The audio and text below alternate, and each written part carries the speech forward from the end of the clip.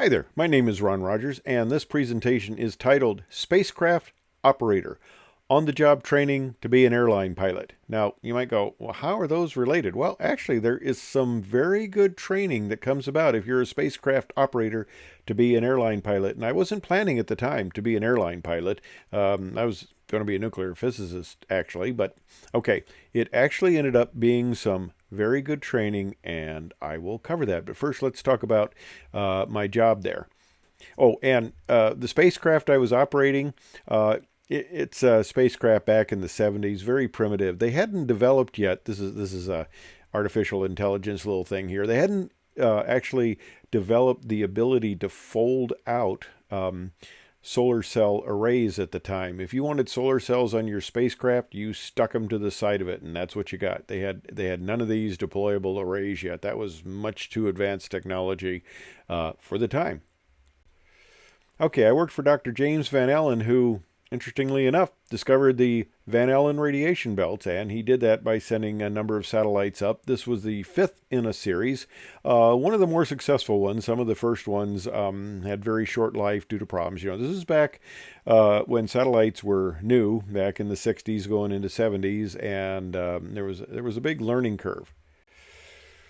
Now, here is the tracking station looking at the satellite. Now, boy, it's wonderful what artificial intelligence will give you. Yeah, not quite that fancy. Here we have the antenna range up at North Liberty, Iowa. I was at the University of Iowa in Iowa City, and we had two dishes there. We used for the Injun 5 satellite, we used the 60-foot dish there with the blue arrow, and we transmitted commands to it using a 10 kilowatt quad Yagi antenna, and the other little dish there you see right below me, that's a 28-foot dish that we didn't really use for too much of anything, unless I guess we had a problem with the big dish. All right, here's what the Injun 5 satellite looked like. We of course don't have any pictures of it in space. That with all the booms deployed next to me, that's an artist's rendering.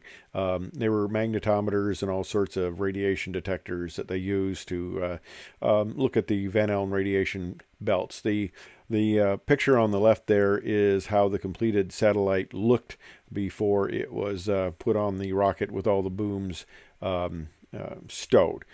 They did have the ability to deploy the booms, actually. They had a system. The satellite was spun to give it a little bit of stability, and they actually used a magnet through the center of it to align it with the Earth's magnetic pole. So they were able to let the arms deploy by centrifugal force, and if you're a physicist, you know there's no such thing as centrifugal force. It's a lack of centripetal acceleration, but I digress. And of course, I've talked about satellite building in other videos, and it's some pretty crude stuff. There's resistors, diodes, and single component transistors.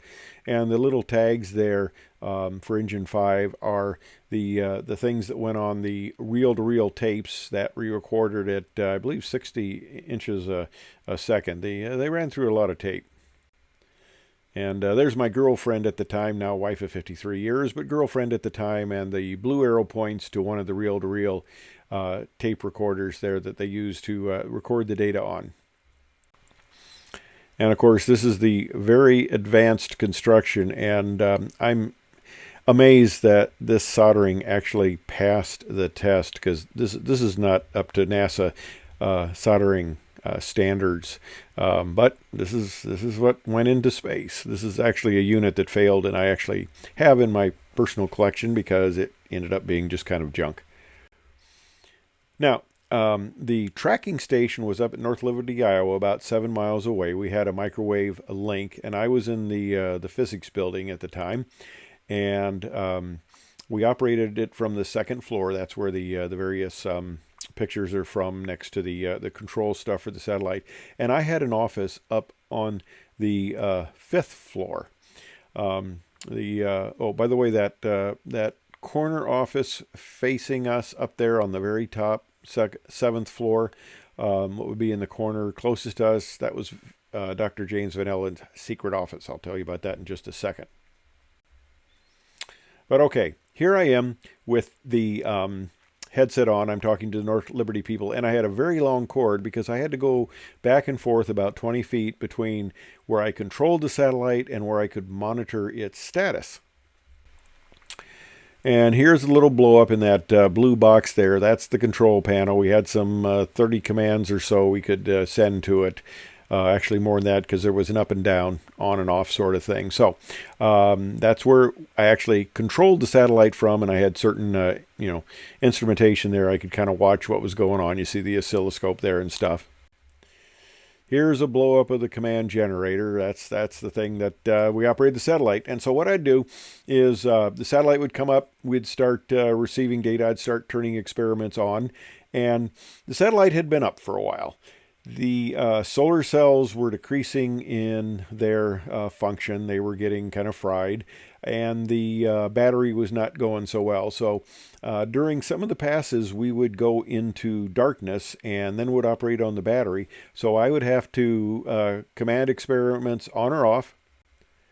I would have to run over to the big IBM printer, and there would be a single line where it would go ka-chunk, ka-chunk, ka-chunk, and it would list what experiments were on, so I could verify that they had actually turned on, and also the output voltage of the solar cells and the battery voltage. So I had to watch it, because if it tripped off, you could only command it for a 2-second window every 30 seconds, which wasn't the best thing, and it would go into a safe mode. Now, how did this prepare me to be an airline pilot? Well, I had to run back and forth between operating and checking things, and the spacecraft was getting sick, so it kind of gave me a little bit of background in handling an airplane that had what you might call deferred items, systems that didn't work well, and then, of course, trying to avoid what would be considered for the spacecraft an emergency when it went into the safe mode. So that kind of trained me to think quickly and on my feet, because yeah, you stood.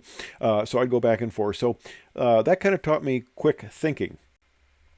Now, this was an interesting job. I had, before this, I was a freshman going to Southmore in the university. And I had the job of being a dishwasher before this, and if I was really lucky, they'd let me bust the tables, so I'd actually go get to meet a few people instead of just handling, washing the dishes. So this was a job that I was on 5 days off one, and it continually rotated like that, and I worked basically from 6 or 7 in the evening till sunrise, and then I went to class at the university. Now, the operation of the satellite took about 20 minutes. The passes were 2 hours, so I had an hour and 20 minutes that I could sleep. And in my office on the 5th floor, which I shared with a couple other people, they, of course, weren't there during the evening, so I took their chairs and put 4 of these together, and I slept on this. I did this job for a year and a half. So it taught me to get sleep in very short increments. It taught me to sleep in very uncomfortable positions, like, your typical, some of the typical crew rest facilities, like on our Hawaii trips. It was a first class seat, which was better than these, but it was just a curtain, and you were next to the lab, and you were next to the galley, so trying to get sleep there, yeah. About the same as trying to get sleep on this. And the interesting thing was I had an alarm clock. It stopped working, and I would basically go up, sleep for an hour 20, and come down. They knew to call me if I didn't show up on time a few minutes before the pass, but I actually slept that bit of time and woke up and never missed a pass. So, and the other thing it taught me as an airline pilot, at least initially, I made $1.65 an hour, which was good pay back then. And that trained me for my first year of being an airline pilot, where I made $600 a month. So it taught me how to live on very cheap ketchup and things like that. So I think it was real good preparation to be an airline pilot. And they eventually named the building in the 90s to Dr. James Van Allen. They actually put in his name. Before that, it was simply the physics building.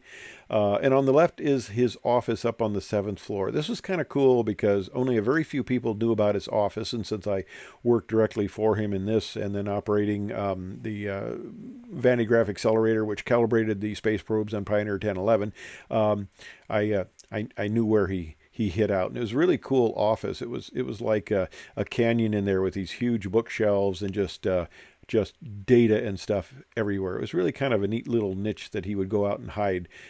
His formal office was on the second floor, but this is where he went out and hide.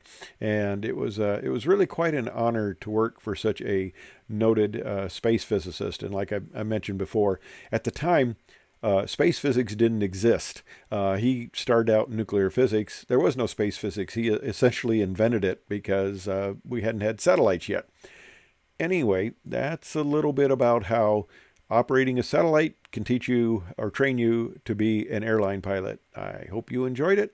Thanks for watching.